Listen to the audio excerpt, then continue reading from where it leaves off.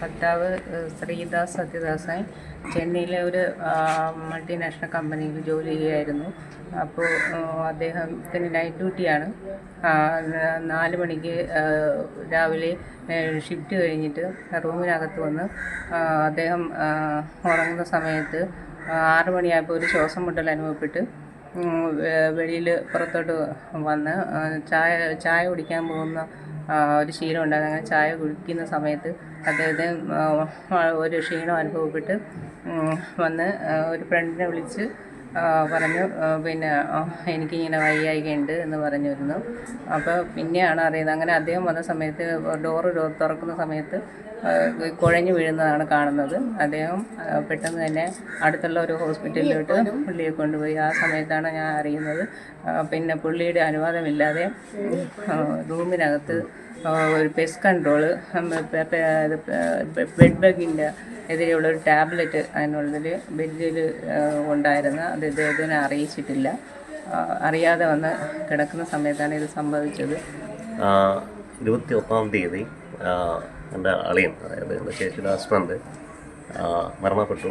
അത് പുള്ളി ചെന്നൈയിലാണ് വർക്ക് ചെയ്തിട്ടുള്ളത്. സോഫ്റ്റ്വെയർ കമ്പനിയിൽ പുള്ളി സോഫ്റ്റ്വെയർ എഞ്ചിനീയറായിട്ട് വർക്ക് ചെയ്യുന്നു. അവിടെ വർക്ക് ചെയ്തുകൊണ്ടിരിക്കുമ്പോഴത്തേക്ക് അവർ അക്കോമഡേഷൻ കമ്പനി അറേഞ്ച് ചെയ്തിരിക്കുന്നത് ഒരു എക്സ്റ്റേണൽ പാർട്ടി അവിടെയാണ് അറേഞ്ച് ചെയ്തിരുന്നത്. അപ്പോൾ ആ റൂമിനകത്ത് ഒരു 3 പേരാണ് താമസിച്ചുകൊണ്ടിരിക്കുന്നത്. അപ്പോൾ പൊങ്കൽ ടൈമിൽ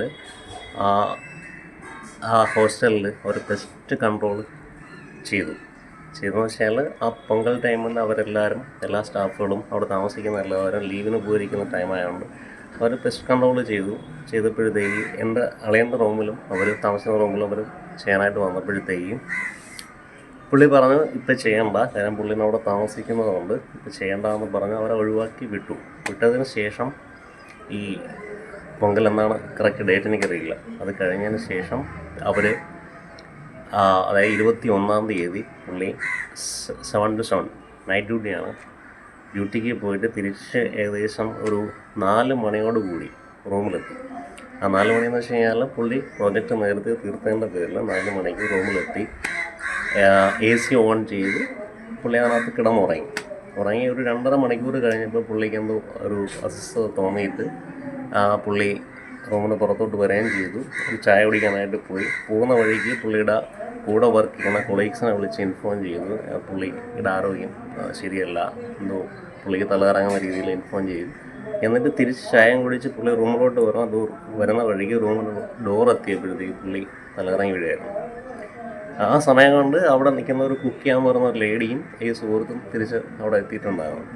അവർ ഉടനെ തന്നെ അവിടെ നിന്ന് എടുത്ത് അടുത്തുള്ള ഒരു ഹോസ്പിറ്റലിൽ കൊണ്ടുപോയി അവിടെ നിന്ന് 2 ടാബ്ലറ്റ് കൊടുത്തിട്ട്, അപ്പോൾ അവർ പറഞ്ഞു ഇത് കണ്ടീഷൻ മോശമാണ്, അപ്പോൾ പറഞ്ഞതിൻ്റെ പേരിൽ വലിയ ഹോസ്പിറ്റലിലോട്ട് കൊണ്ടുപോകണമെന്ന് പറഞ്ഞിട്ട് അവിടെ നിന്ന് വലിയ ഹോസ്പിറ്റലിലോട്ട് അവർ കൊണ്ടുപോയി അവിടെ ചെന്ന് ആ സമയത്ത് പുള്ളിയുടെ ഹെൽത്ത് നല്ല വീക്കായി ഡോക്ടറെ കൺസൾട്ട് ചെയ്തു, പോലീസിനെ ഇൻഫോം ചെയ്തു. പോലീസ് വന്നു, ഡോക്ടറെ കൺസൾട്ട് ചെയ്തു, അവർ ഡയഗ്നോസിസ് ചെയ്തു. എന്നിട്ട് കുറച്ച് സമയം കഴിഞ്ഞിട്ട് പുള്ളിയുടെ ഹെൽത്ത് ഭയങ്കരമായിട്ട് വീക്കായി കണ്ണടച്ച് പുള്ളി മരിക്കുകയായിരുന്നു. അവർ 2 മണിക്കൂറോളം CPR കൊടുക്കാൻ വേണ്ടിയിട്ട് അവർ ട്രൈ ചെയ്തിട്ടും അതിനകത്ത് റിസൾട്ട് ഒരു പ്രാവശ്യം മാത്രം ബ്രീത്ത് വന്നിട്ട് പിന്നെ അവിടെ നിന്ന് കട്ടാവുകയായിരുന്നു. പിന്നെ അവർ മരണപ്പെട്ടു എന്നുള്ള കാര്യം സ്ഥിരീകരിക്കുകയായിരുന്നു. അപ്പോഴേ ഇതിനുള്ള റീസൺ, അതായത് നമ്മുടെ കയ്യിൽ പോസ്റ്റ്മോർട്ടം റിപ്പോർട്ട്, അതായത് ഡെത്ത് സമ്മറി, ഡോക്ടറിൻ്റെ ഡെത്ത് സമ്മറി കയ്യിലുണ്ട്. അപ്പോൾ അതിനകത്ത് ക്ലിയറായിട്ട് പറയുന്ന ഒരു കാര്യം എന്ന് വെച്ചാൽ അലുമിനിയം ഫോസ്ഫൈഡ് എന്ന് പറയുന്ന വിഷവാതകം അതായത് ലങ്സിൽ ചെന്ന് അവിടെ നിന്ന് ലങ്സിൽ ഫുള്ളായി വീക്കായാണ് പുള്ളി മരണകാരണം എന്നുള്ളത് ഡെത്ത് സമ്മറിയിൽ അവർ പറയുന്നുണ്ട്. ഇതിനുള്ള മെയിൻ കാരണം എന്ന് വെച്ച് കഴിഞ്ഞാൽ ഈ പെസ്റ്റ് കൺട്രോൾ ചെയ്ത കാര്യം അതായത് ഓഫീസിനെയോ, അതായത് അളിയൻ വർക്ക് ചെയ്യുന്ന മരണപ്പെട്ട ആൾ വർക്ക് ചെയ്യുന്ന ഓഫീസിനെയോ അല്ലെന്നുണ്ടെങ്കിൽ കൂടെ വർക്ക് ചെയ്യുന്ന ആൾക്കാരെയോ ഇവരത് അറിയിച്ചിട്ടില്ല. വിത്തൗട്ട് അവരുടെ പെർമിഷൻ, അതായത് പെർമിഷൻ ഇല്ലാതെയാണ് ആ റൂമിനകത്ത് ഈ ടാബ്ലറ്റ് പോലെ, അതായത് 2-3 ടാബ്ലറ്റ് ബെഡിനടിയിൽ അവർ കൊണ്ടുവച്ചിട്ട് പോയത്. എന്നിട്ട് അത് ഇൻഫോം ചെയ്തിട്ടില്ല. പുള്ളിക്കാരൻ ഈ സാധനം, അതായത് ഈ അലുമിനിയം ഫോസ്ഫൈഡ് എന്ന് പറയുന്ന വിഷബാധ ശ്വസിച്ചാണ് മരണപ്പെടുന്നതെന്ന് ഡെത്ത് സമ്മറിയിലും ക്ലിയറായിട്ട് അവർ പറഞ്ഞിട്ടുണ്ട്. ഇതിപ്പോൾ ഇനി ഞാൻ ഇവിടെ ചോളമേട് ചെന്നൈ ആ പോലീസ് സ്റ്റേഷനിൽ അവരുമായിട്ട് ബന്ധപ്പെട്ടിരുന്നു. SI ആയിട്ടും മറ്റുള്ളവരുമായിട്ട് ബന്ധപ്പെട്ടപ്പോൾ അവർ പറയുന്നത് പോസ്റ്റ്മോർട്ടം റിപ്പോർട്ട് വന്നതിന് ശേഷം മാത്രമേ മറ്റുള്ള നടപടികളിലോട്ട് പോകുന്നു. മലയാളി യുവാവിനെ ചെന്നൈയിലെ ലോഡ്ജിൽ മരിച്ച നിലയിൽ കണ്ടെത്തി. തിരുവനന്തപുരം വക്കം സ്വദേശി ശ്രീദാസ് സത്യദാസിനാണ് മരിച്ചത്. കീടനാശിനി ശ്വസിച്ചാണ് മരണമെന്ന് സംശയിക്കുന്നു. ലോഡ്ജ് ജീവനക്കാർ മൂട്ടയെ തുരത്താനുള്ള മരുന്നടിച്ചിരുന്നു.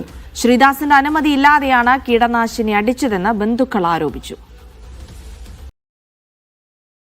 തമിഴ്നാട്ടിലെ ചൂളമേട് എന്ന ഒരു ലോഡ്ജിലാണ് താമസിച്ചു വരുന്നത്. ഇയാൾ അവിടുത്തെ ഒരു സ്വകാര്യ കമ്പനിയിലെ ഒരു സോഫ്റ്റ്വെയർ എഞ്ചിനീയറായി ജോലി ചെയ്ത് വരികയായിരുന്നു. ഈ ഒരു സാഹചര്യത്തിൽ ഈ ലോഡ്ജിൽ സുഹൃത്തിനൊപ്പം താമസിച്ചു വരികയായിരുന്നു. പൊങ്കലിന്റെ ഒരു സാഹചര്യത്തിൽ എല്ലാവരും വീട്ടിലേക്ക് പോകുന്ന ഒരു സമയമായിരുന്നു. ആ സമയത്ത് മൂട്ടയെ അകറ്റാനുള്ള മരുന്ന് അവിടെ ലോഡ്ജിലെ പല മുറികളിലും അടിക്കുന്നുണ്ടായിരുന്നു. ഈ സമയത്ത് പൊങ്കലുമായി ബന്ധപ്പെട്ട് ശ്രീദാസ് നാട്ടിലേക്ക് വരാത്തത് കൊണ്ട് തന്നെ ആ മരുന്ന് അടിക്കേണ്ടതില്ലെന്ന് ഇയാൾ ലോഡ്ജിലെ ജീവനക്കാരനോട് പറഞ്ഞിരുന്നു. എന്നാൽ ഈ ജീവനക്കാരൻ ഈ മരുന്ന് അടിച്ചതായിട്ടാണ് നമുക്ക് ലഭിക്കുന്ന വിവരം.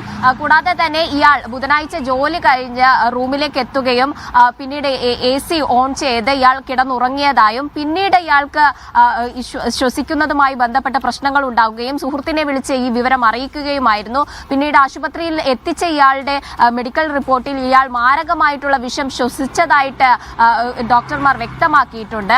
ശേഷം ഇയാൾ മരണപ്പെടുകയായിരുന്നു.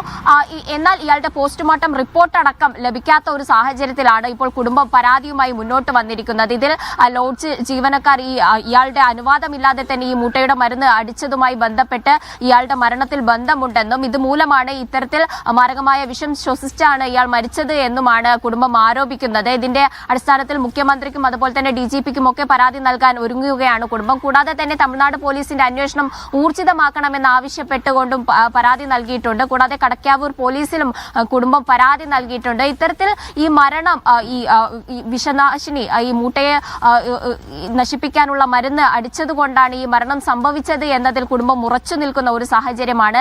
ഇത്തരത്തിലാണ് മരണം സംഭവിച്ചിരിക്കുന്നത്. ഇയാളുടെ സുഹൃത്തും കൂടെ ഉണ്ടായിരുന്ന സുഹൃത്തും ഇത് വ്യക്തമാക്കുന്നുണ്ട്. ഈ ഒരു സാഹചര്യത്തിൽ ഇയാളുടെ പോസ്റ്റ്മോർട്ടം റിപ്പോർട്ട് ഇതുവരെ കുടുംബത്തിന് ലഭിച്ചില്ല എന്നതും സംശയത്തിന് ഉളവാക്കുന്നുണ്ട്.